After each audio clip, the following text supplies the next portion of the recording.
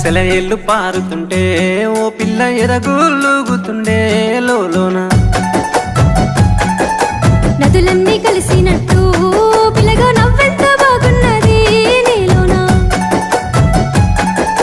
గాజుల సప్పులు గలుగల్లు మోగంగా గజ్జెల పట్టీలు గంటేసి ఆడంగా వరిగడ్డి మోపు ఎత్తి ఓ పిల్ల వయ్యారి నడుము పవే ఈ వేళ సిగ్గు సింగ